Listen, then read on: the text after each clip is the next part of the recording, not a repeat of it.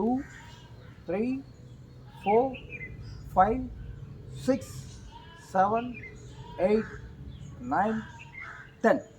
இதுவும் மூளைக்கு மூளை ஆக்டிவேட் பண்ணும், மூளைக்கு ரெஸ்ட் கிடைக்கும். பிரெயினில் எந்த பிரச்சனை இருந்தாலும் கட்டிகள், பிரெயினில் பிளாக்கேஜ், மெமரி பவர் எல்லாம் நோய்கள் முதல்ல அது குறையும்.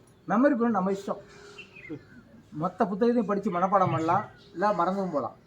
ஆனால் ஆரோக்கியம் பேலன்ஸ் இருக்கணும். நடக்கிறப்ப இப்படி தள்ளாடுறது அப்படிலாம் இருக்கக்கூடாதுல்ல. அதுக்காக ஏஜ் ஆகும்போது கண்டிப்பாக பிரெயினில் பிரச்சனைகள் வரும். பிரெயினில் பிரச்சனை நோய் இல்லை, பேலன்ஸிங் குறையும், மெமரி பவர் குறையும். அதுக்கெல்லாம் எந்த பயிற்சி ரொம்ப நல்லது? இந்த 2 பயிற்சியும் ரொம்ப நல்லது. அடுத்து இன்னொரு பயிற்சி, 3 பயிற்சி எப்பவுமே பிரெயினாக ஞாபகம் வச்சுங்க. நல்லா 5 விரலையும் இணைச்சி நல்லா ப்ரெஸ் பண்ணுங்கள், ஃப்ரீ பண்ணுங்கள். நல்லா ப்ரெஸ் பண்ணுங்கள், ஃப்ரீ பண்ணுங்கள். ஃபுல்லாக ப்ரெஸ் பண்ணுங்கள், ஃப்ரீ பண்ணுங்கள். விரிக்காதீங்க, இப்படி வச்சா தான் பவர் போகும். நல்லா ப்ரெஸ் பண்ணுங்கள், ஃப்ரீ. ஒரு 5 தடவை 10 தடவை அதை பண்ணலாம். அடுத்தது